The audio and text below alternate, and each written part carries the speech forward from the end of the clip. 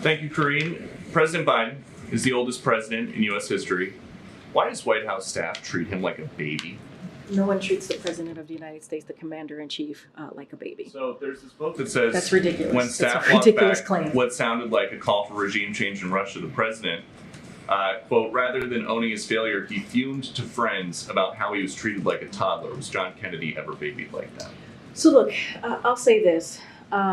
There's going to be always a range of books that are about every administration, as you know, that's going to have a variety of claims. That is not unusual. That happens all the time. And we're not going to litigate those here. That's something that we're not going to speak to. There is one thing that I do want to, because I think I was asked this question last week by one of your colleagues about this particular excerpt that they were referring to. And so I'll say this, we did see the excerpt, the context of the excerpt, and it seemed to be making the opposite overall point about how the value of his experience and wisdom resulted in rallying the free world against authoritarianism, which is important. We have seen this, you all have seen this, and passage of the most historic agenda in recent history in his handling of foreign policy, like rallying the world around Ukraine, as you just heard from our national security advisor, who laid out in really good questions that your colleagues asked about how the president is moving forward, about Ukraine, about kind of leading into these conversations that he's going to be having at the G20. Why do you think it is that in a Wall Street Journal poll, 2/3 of Democrats think President Biden is too old to run again? Look, here's what I know. Here's what I can speak to. I can speak to that a president who has wisdom. I can speak to a president who has experience. I can speak to a president who has done has taken historic action and has delivered in historic pieces of legislation. And that's important. When the last guy who was in the Oval Office talked about infrastructure week, it was a joke. And the president passed a pretty important piece of legislation in a bipartisan way because of his wisdom, because of his experience. And now we have infrastructure decade.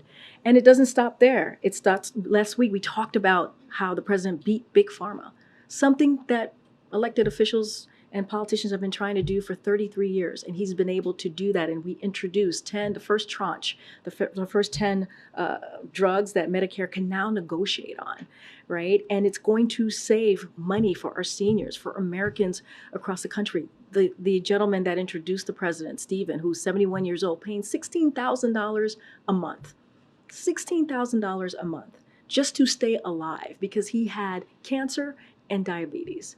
And he cannot retire because he has to pay $16,000 a month.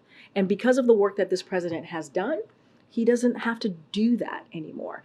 And I'll say one last thing. I know you have a follow-up, probably about 5 more, but let me just say this one last thing, is that the interesting thing about this is that the president has done these historic pieces of legislation, whether it's the bipartisan infrastructure legislation, whether it's the American Rescue Plan, whether it's CHIPS and Science Act, whether it's the Inflation Reduction Act. There are some Republicans, right, in the House, in the Senate, that did not vote for any of these legislations that I just laid out, who go back to their state, go back to their district, and take credit for something that the president did. So this is not unusual.